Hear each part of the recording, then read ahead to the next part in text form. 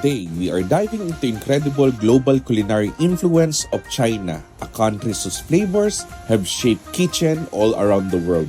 From their perfectly steamed dumplings and dim sums, stir fries to bold umami flavors, Chinese cuisine inspired countless dishes across Asia, Middle East, Europe, and beyond. Its cooking techniques, spices, the tradition continue to influence how worlds eats today. Hello, what's up guys? So, nandito tayo ngayon sa New Shanghai Restaurant. Siyempre, titikman natin yung mga authentic na Chinese recipe nila dito. Chinese dishes nila dito. So, tara, samahan niyo ako hanggang matapos itong video. Let's go!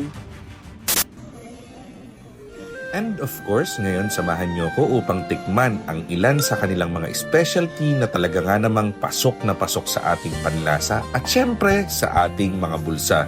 So paano mga atrop? Samahan niyo ko. Let's go! So subukan natin yung kanilang tom yum. So ito yung kanilang sabaw. So merong iba't ibang klase ng seafoods like mussels and shrimp. Meron din silang mushroom. So let's do it.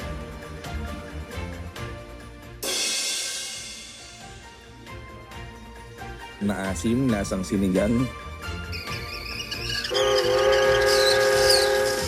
Manghang.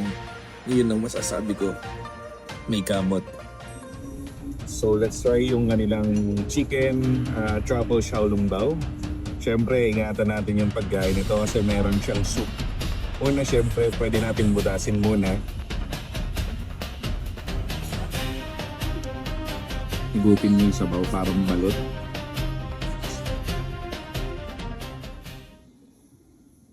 Then after, ayun, sobrang lasa. Dip natin doon sa kanilang soy sauce with ginger. Then, itadakimasu.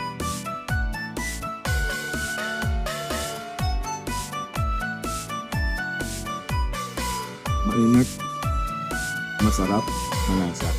So, subukan natin yung mga susunod na business. So, ito yung kanilang fried rice, no? So, meron tong shrimp. Siyempre, dahil ito ay Chinese restaurant, yan, chows tayo. So, tikman muna natin yung kanilang fried rice, no? So, let's dig in. Tikman kaagad natin yung hipon. Cheers!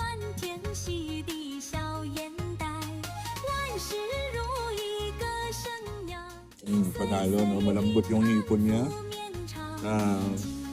Pag kinagat mo, nandun yung kanyang laban. Masarap, tempura de rice. Goods to. So, subukan na natin yung kanilang crispy fried duck, no? So, ito yung kanilang parang Peking duck. So, let's do it. Lagyan natin ng duck. Siyempre, ito yung duck nila. Lagay natin dito sa kanilang Chinese pancake. Lagyan natin ng cucumber. Tapos syempre yung kanilang signature sauce, no? Lagyan natin ang kanilang signature sauce which is siguro parang Peking sauce to, no? Meron silang dito, onion leeks. So lagyan natin ng onion leeks. So ito na yan. So let's go.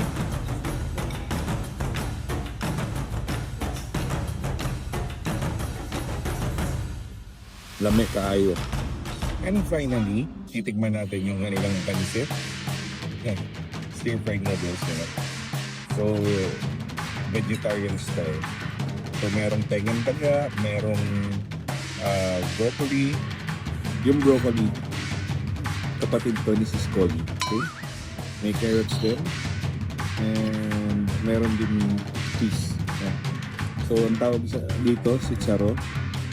Tapos yung kanilang noodles, you will see, talaga nga naman, no, napaka-firm ng noodles. So, dig in.